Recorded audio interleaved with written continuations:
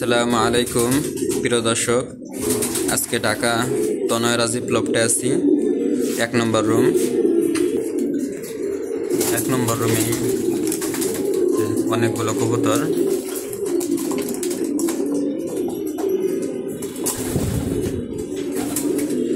ভাই এখানে কি রেসের কবুতর? এক নম্বর রুমে স্টক বার্ড রাখা এখানে।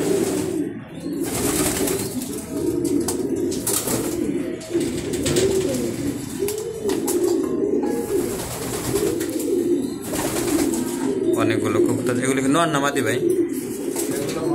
এগুলো মাদি কবুতর, সবগুলো এখানে মাদি।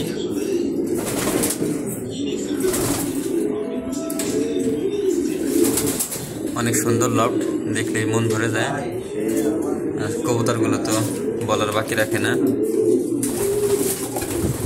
যারা দেখবেন অবশ্যই মাশাআল্লাহ বলবেন।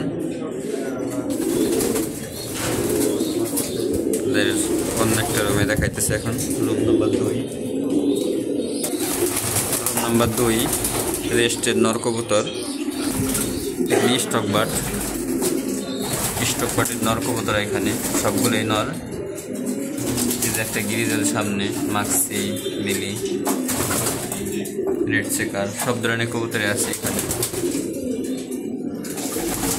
মাশাআল্লাহ সুন্দর গঠনের, মন ভরে যাওয়ার মতো কবুতর।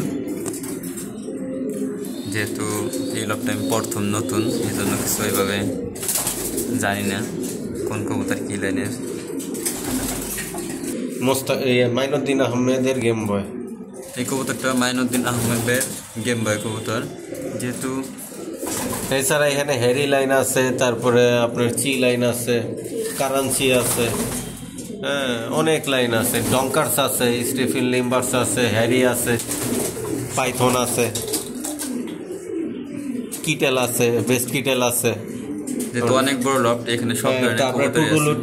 টুডুলু লফটের বেসিক যে কবুতর এগুলোও আছে। এখানে ডাবল ফাস্টের ভাইও আছে। কোনটা বেশি জানেন?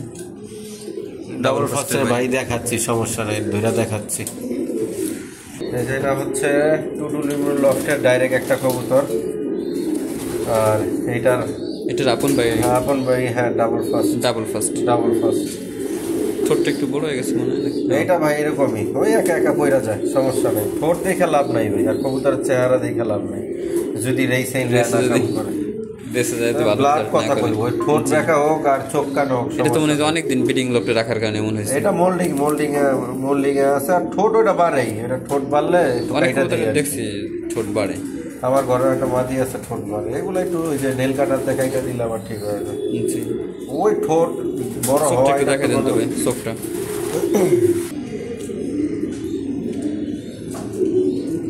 চোখটা তো অনেক সুন্দর। এইখানে যেগুলো আছে সবগুলো রেস্টিমেন্ট নর।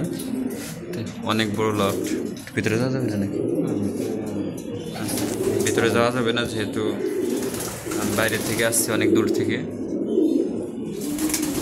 সবগুলো রেস্টিমেন্ট নর। বাইরে মাটিগুলো দেখাই দেন।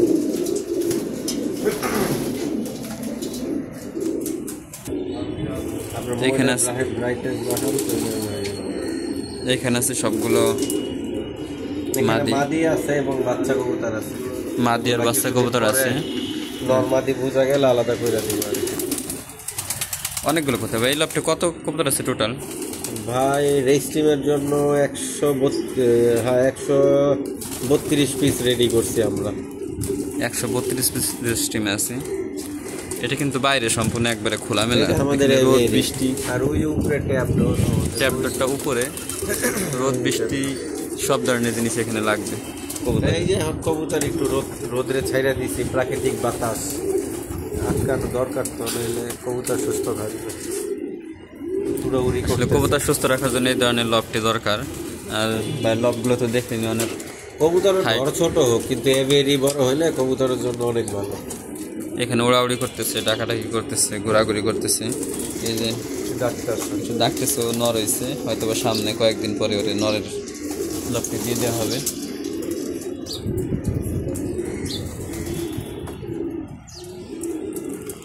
যারা আমার নিয়মিত ভিডিও দেখেন আপনাদের উৎসাহে আমি আরও লফট ভিডিও করব। যেটা আমিও আপনাদের মতোই নতুন শুরু করছি, কয়েক বছর হলো। আমার ফিলিং লফটের ভিডিও আমি মাঝে মাঝে আপডেট দিই। অনেকে দেখে অনেক ওদের মন্তব্য করে বা এগুলো ভালো না, হ্যান ত্যান নিয়ে এসে।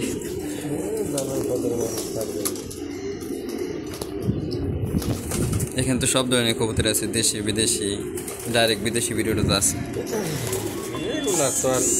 দেশি কবুতর না, ব্রিড বাংলাদেশ। জি, মানে ব্রিড বাংলাদেশে, কিন্তু কবুতর তো বাহিরের।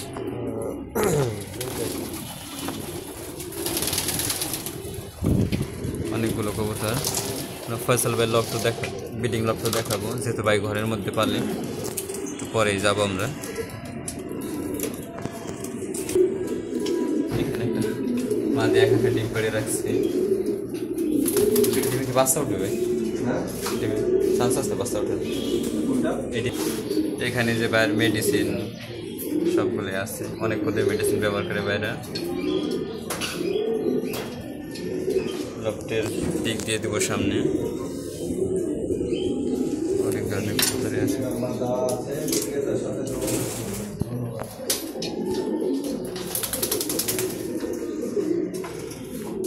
এখানে কিছু পোস্টার পেয়ার আছে, হয়তো আমাদের এসের থেকে দামি কবুতরের থেকে।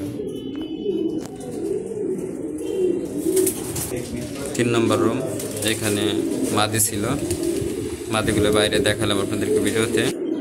এখানে 4 নম্বর রুম, এখানে অনেকগুলো মাদি ছিল, মাদিগুলো বাইরে, মাদি এবং বাচ্চা। এখন ভিডিওটা শেষ করে দিব।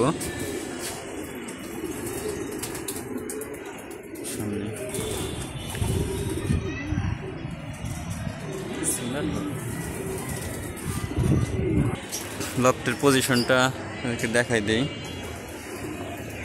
সুন্দর পজিশন আছে, উপরে ট্যাপিং ডোর। আমরা সিঁড়ি দিয়ে উঠলাম, সিঁড়ি রুমের উপরে ঘরটা, উপরে পানি ট্যাঙ্কি, তার পাশেই লফটটা। তো আর উপরে অ্যাঙ্গেল নিয়ে দাঁড়ানো সম্ভব না, পিকটা বেশি সুন্দর হলো না। আজকের এই লফটের ভিডিওটা এই পর্যন্তই। ফয়সাল ভাই লফটে যাওয়ার চেষ্টা করব।